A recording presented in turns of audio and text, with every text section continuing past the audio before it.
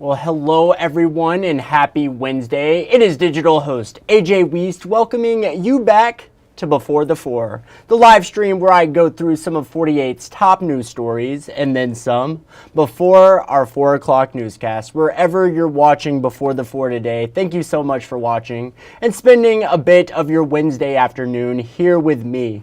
Now, starting things off with the weather, of course, it remains extremely cold out there. And I hope all of you are staying warm and safe in this extremely cold weather. But Friday will certainly be the day to keep an eye on.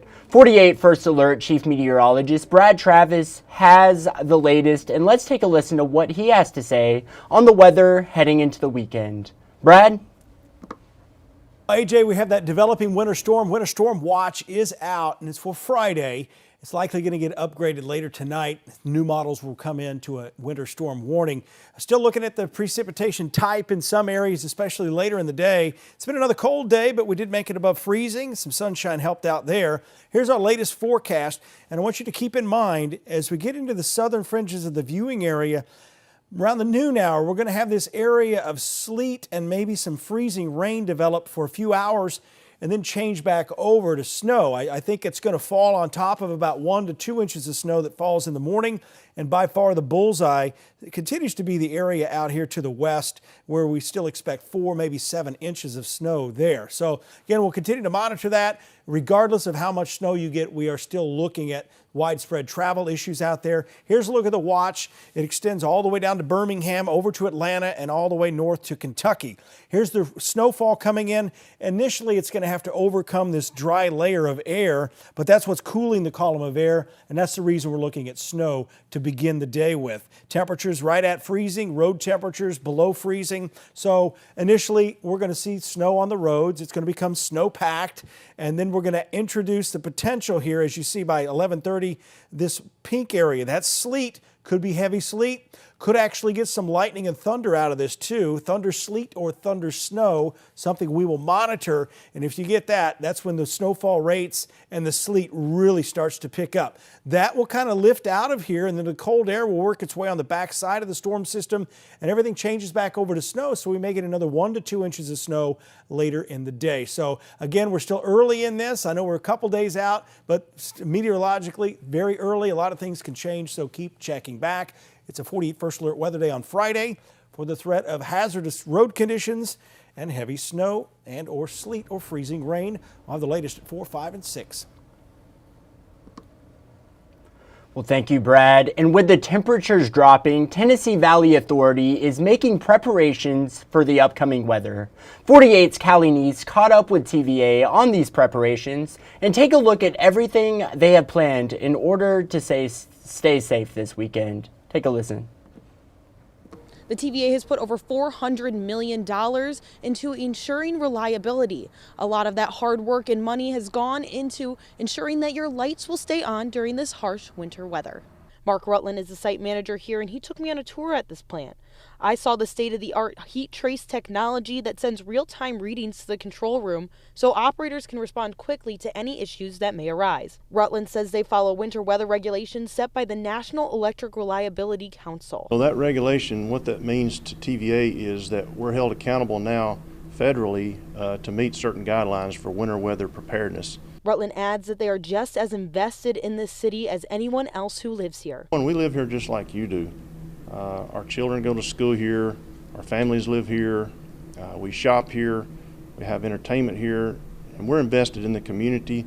And so when these guys come to work each and every day, they're concerned about the initiative TVA has to ensure that we're prepared for any type of winter weather event. The TVA has also revised all site-level seasonal procedures to include actions for severe cold weather. They even ran drills to make sure they are prepared for anything. Reporting in Tuscumbia, Callie Neese, 48 News, on your side. Well, preparation is key, that is for sure. Thank you, Callie. And Callie will be further reporting on the winter weather preparations coming up in our evening newscast, so make sure to stick around for that. But now, an 18-year-old from Alabama was tragically killed in a wreck in Fayetteville, Tennessee yesterday. Now, according to the Lincoln County District Attorney, the incident happened overnight on Bright Avenue. Officials say a passenger of a 1985 Chevy Corvette, identified as 18-year-old Chase Maxwell, was riding in the car when it veered off the right side of the road. Officials added that a car pursuit began as a traffic stop for potential speeding. They say during the police chase, the driver, David Johnson, hit a concrete bridge structure on the driver's side. The car rotated counterclockwise and then landed on all four wheels in a creek. Johnson is charged with evading arrest. Now, officials said more charges are likely, and Tennessee Highway Patrol is assisting Fayetteville Police with this investigation. We'll update you all as soon as we learn more. But now in Huntsville, where one person is in critical condition after a car fell on top of him. According to HIMSI spokesperson Don Webster, the incident happened on Hester Lane around 8:30 a.m. Wednesday. Now, Webster said the victim, a man, is in critical condition after the incident. Now, this is all the information we have on this situation at this time, but we'll be sure to update you as soon as we learn more. A tragic situation there. But now in Washington, it's a day of solemn reflection and remembrance as people pay their respects to former President Jimmy Carter. The 39th president is now lying in state in the U.S. Capitol. He will be buried tomorrow afternoon back at his home in Georgia. Now, after a funeral service at the National Cathedral in Washington, this will take place. NBC's Krish Pallone, more from Capitol Hill, and take a listen. In Washington, people are pausing to reflect on the life and legacy of President Jimmy Carter. James Earl Carter Jr. loved our country. He lived his faith. He served the people. And he left the world better than he found it. In a ceremony bringing together leaders and dignitaries with the Carter family, the Capitol welcomed the 39th president back to Washington, remembering Carter as a man who performed a lifetime of selfless service after his one term in the White House. The longest post-presidency of any American president ever, he focused on making the lives of his fellow men better.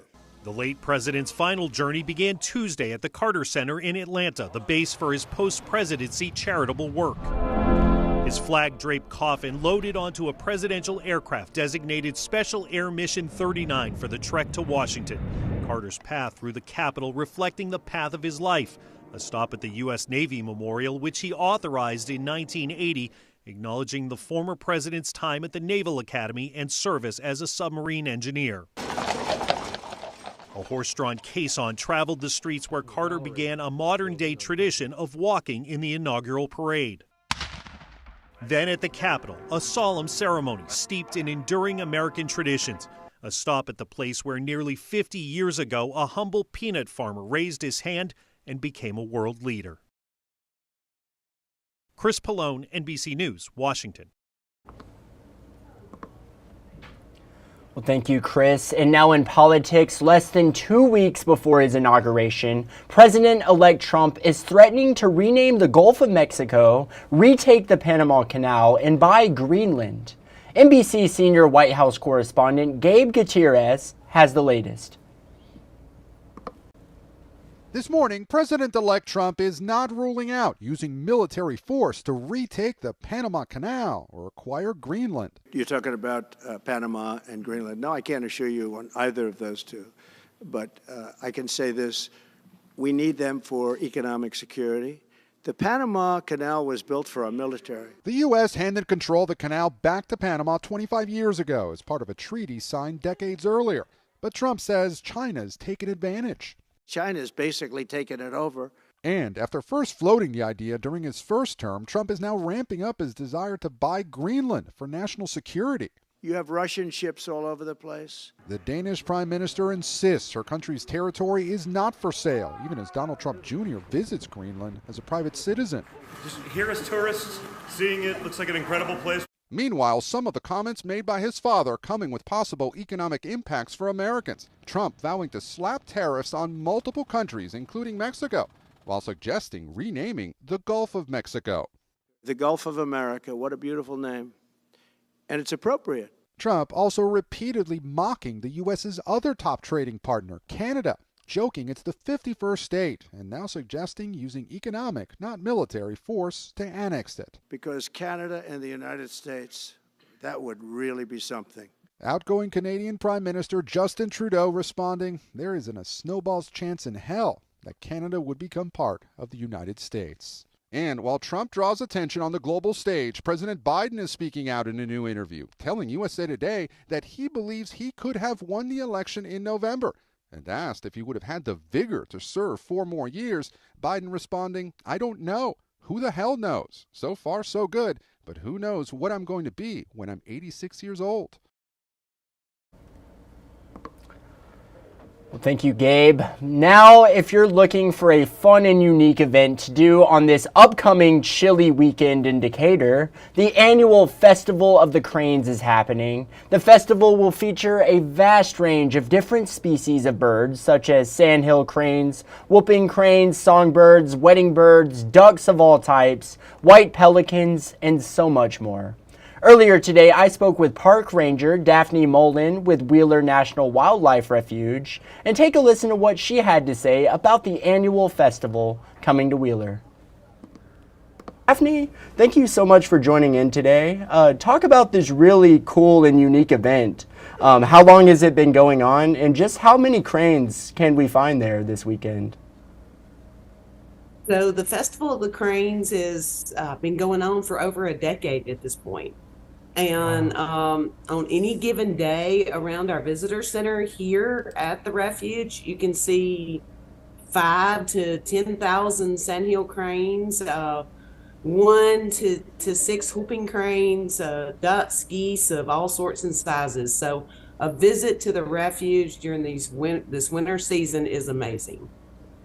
Absolutely, and it sounds awesome, and that is certainly a lot of cranes. Now, I know it's going to be extremely cold this weekend. Are you all still planning the festival to go on as normal? And if so, are there any measures you're taking due to the extreme weather? We are, as of right now, we are still a go until we are not. And of course, in Alabama, we never know what the weather's going to bring. But there is a website. You will definitely want to check it out before you head out. All updates will be on one of 2 websites, www.friendsofwheelernwr.org or visit.decatural.org. So both of those websites would be your go-to on any updates on weather, cancellations, and all of that. Well, sounds like a pretty cool event to me. And again, the festival will be held at Wheeler National Wildlife Refuge in Decatur. But now another thing going on this weekend. Think you have what it takes to play for Huntsville City FC? Well, now's your time to prove it. The soccer club is holding open tryouts at John Hunt Park this Sunday. And today I spoke with Director of Soccer Operations, Matt Cairns, on the open tryout. Take a listen. Talk a little bit about this open tryout that's going on. This is something that goes on every year? Yep. Yeah, so this is our 3rd one as we enter our 3rd season. And, Alabama's kind of an underrated soccer state. I think if you look at kind of players in MLS, some have gone on to Europe from there. So we're really excited. In previous years, we've had players that have come to the open tryout go on and train with the team. We're still looking for that guy that can really come and break in and become a part of the squad. But we're excited for this year. Like I said, we know there's talent out there. This is a great opportunity for us to hopefully find it and then nurture it within an Alabama soccer team and have them go on and play for Huntsville City FC. Perfect. And you mentioned that some of the players in the past have gone on to make the team. What are some of those success stories? Yeah, so we've had players previously join us in kind of pre-season camp. We're looking for that first real breakthrough player to sign that full professional contract with Huntsville. But we're confident with the level of soccer going up every year in the United States. And like I said, we know there's talent out there in Alabama playing professionally around America in different areas. we want to make sure that, you know, moving forward they come through Huntsville. Awesome interview today with Huntsville City FC, and that full 48 Now interview will be posted on our website momentarily after today's Before the Four wraps up with all the information you need to know. But really cool event. I don't believe I'll be trying out, but maybe you're watching at home right now and you have what it takes. You would be the first person who tried out for Huntsville City FC to make the team, so if you're thinking about it, you might want to do it. That would be an exciting feat, that is for sure. But now it is time for the good side. And in Missouri, one school district is focusing on inclusivity, and it wants its students to feel empowered. And its teachers and principals aren't the only ones taking on the mission. Chad Pline has more. At Holland Elementary School in Central Springfield, the district's deaf and hard of hearing program is a treasure. They're tight-knit, it's a real culture, it's a real community, and it's wonderful to have that housed here. Kids from all over the district come here to literally get a hands-on education from some of the best SPS has to offer. It has made the world of difference, not just to me, but for my family. Holly Pepe moved her family to Springfield so her son, Logan, could be in this program. His communication has just grown leaps and bounds from being here. And the people are just so nice and they feel like family. Morning. And every now and then, a part of that family stops by to sign. This visitor in the vivid vest is Ken Plaster, an SPS bus driver with a lot of experience. Good morning, how are you? Back in the 70s, Ken came to Springfield to attend the old Central Bible College, and on his way to becoming a minister, learned how to sign. CBC had a program for deaf students training for the ministry, like chapel or in our special services. I watched interpreters, and it just sort of got in my blood, I guess. I got really interested in it. Ken took every class CBC offered on sign language, and he used that at various churches in numerous states over his career. But the entire time, he kept driving buses, which he does now full-time for SPS. And the district had a wonderful idea. Give Ken the Holland Elementary route with the DHH kids. I think it makes it more comfortable for them. If the bus is going to be late, if there's an accident, if there was anything happening, our kids would need to know and would have the right to know what's going on as well. So it's huge. Which gets us back to the classroom. Earlier this year, Holland Elementary had Ken come in for the Drop Everything and Read Day to sign to the 16 DHH kids. He asked for a book ahead of time just to make sure his sign language was good. How do you sign vroom, vroom? What's this? You know, vroom, vroom, vroom. It's car taking off. My son, Logan, was there, and he loved it. It was really neat. Our teachers, our staff members, they bring in guest speakers so that we want our kids to know that you can do anything. You can have any profession, you can have any job, you have every opportunity to do anything in the world.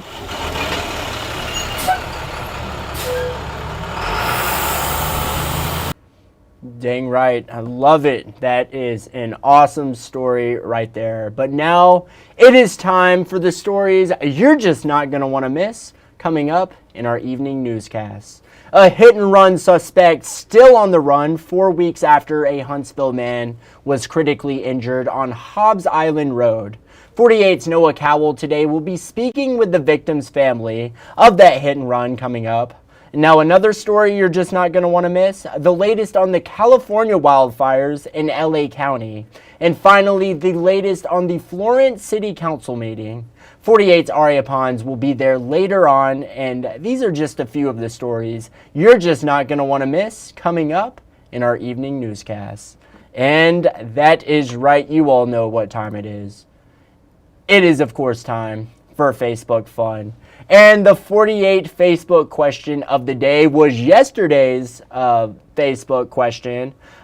We did not get to do a Before the Four yesterday, but this was yesterday's question, and you all had some really great comments. But the question, name something that you always keep in handy in your car. And a very important question there, especially like around this time in the winter time. You're always going to need some extra clothes in case, like, I don't know, your car breaks down and you're stranded, at least you're always having clothes, you have blankets, you're able to wear layers. That is definitely something I try to keep handy in my car at all times. But what I want to know is what you all had to say, and let's take a look. Jonathan said water, food, first aid, extra clothes, weapons, hats, gloves, napkins, games, books, enough to survive for 3 days stranded. It looks like Jonathan is preparing for it all. Like, no matter what happens, Jonathan is going to be the guy you're going to want to go to if you're ever left stranded, or he's the guy you're going to want to be with. That is for sure. Jonathan, thank you for commenting. Tammy said roadside emergency tools and tire changing stuff. That's a good idea. Napkins, another great idea. Hand sanitizer, card, chapstick, phone card charger. Very great items. Thank you for commenting. Mike Gentle said golf clubs. That's right. You never know. You might be driving around one Sunday afternoon and you're like, you know, I think I need to go hit the links. And that is Mike Gentle right there. Mike, thank you so much for commenting. And then John said, my wife, she tells me how to drive. That is certainly good to have, without a doubt. John, thank you for commenting. And then finally, Michelle said napkins, wet wipes, and jackets. All very great things, and thank you all for commenting on yesterday's 48 Facebook question of the day. I love showing off what you all have to say at the end of every Before the Four for Facebook fun. So awesome stuff there. Well, that's about all she wrote for today's Before the Four. I want to thank you all for sticking around this Wednesday afternoon and spending a little bit of time with me. I hope you all enjoyed tonight's evening newscast. And if you haven't done so already, make sure you download the 48 digital app, the 48 First Alert Weather app, and the 48 Sports Zone app. Turn on the push notifications and you will never miss a breaking news story. Hope you all stay warm out there and enjoy tonight. Have a great night, and as always, thanks for watching.